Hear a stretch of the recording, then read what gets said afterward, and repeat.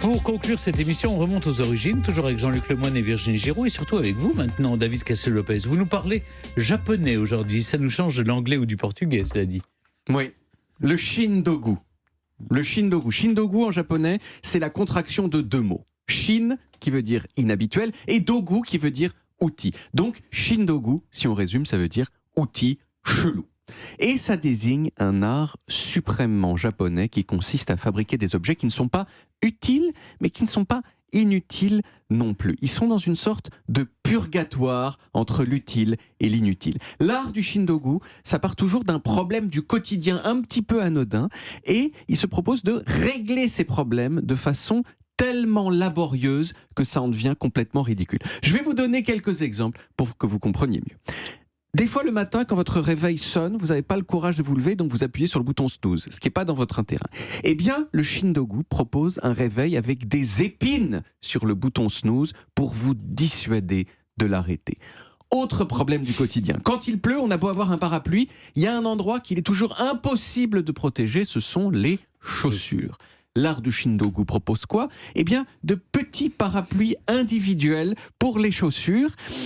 Dans les objets célèbres du shindogu, il y a aussi une barboteuse couverte de serpillière pour que les déplacements de votre bébé sur le parquet permettent de laver par terre.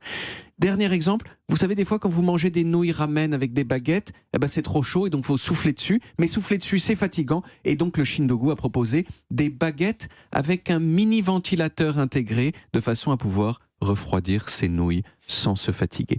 Le shindogu, c'est une sorte de mouvement artistique absurde et humoristique. Mais alors, de quelle tête est-ce que c'est sorti ? Eh bien de la tête d'un monsieur japonais, évidemment, qui s'appelle Kenji Kawakami. Dans les années 90, Kenji il était rédacteur d'un magazine de vente par correspondance qui s'appelait Mail Order Life. Et dans son temps libre, il fabriquait entièrement pour s'amuser des objets rigolos comme ceux que j'ai évoqués. Quelquefois, Kenji, il n'arrivait pas à remplir toutes les pages de son magazine de vente par correspondance et donc il insérait des photos des objets de shindogu qu'il avait fabriqués. Et ces pages, elles ont eu tellement de succès de fou qu'il a commencé à faire que ça. Succès de malade au Japon, au point que c'est devenu un phénomène de mode non seulement au Japon, mais même aux États-Unis. En 1995, Kenji il a fondé avec un ami américain la International Shindogu Society et il a à cette occasion défini les 10 commandements du shindogu.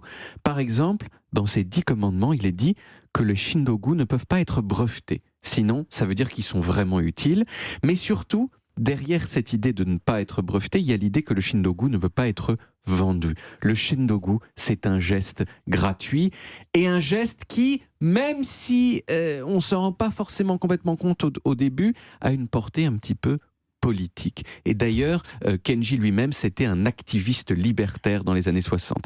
Quelle portée politique ? Eh bien, il dit que le shindogu, ça dit que la société de consommation, l'inflation de gadgets inutiles qu'elle produit, c'est un petit peu ridicule. Voilà, c'est pas hyper complexe comme message politique, mais c'est ça l'idée. Alors, il est arrivé au moins une fois qu'un gadget inventé dans une perspective de shindogu fasse le voyage vers le monde de l'utile et du commercial, et ce gadget, c'est la perche à selfie. La première perche à selfie de l'histoire, elle a été inventée par un monsieur japonais pour rigoler comme objet presque inutile.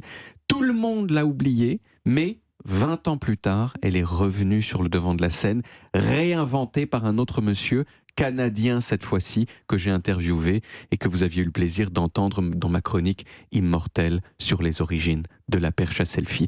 Et ça veut dire quoi ? Ça veut dire qu'en 20 ans, un même objet peut passer de risible et teubé à un succès international, planétaire, industriel. Donc dans quelques années, peut-être que vous pourrez acheter des parapluies pour chaussures et des ventilateurs à nouilles. Merci beaucoup, David. On retrouve les origines en podcast sur toutes les applis audio et en vidéo sur YouTube, Dailymotion et sur le site europe1.fr où on peut également retrouver votre chronique sur la perche à selfie. Tout à fait. Et vous pouvez également retrouver toutes nos émissions.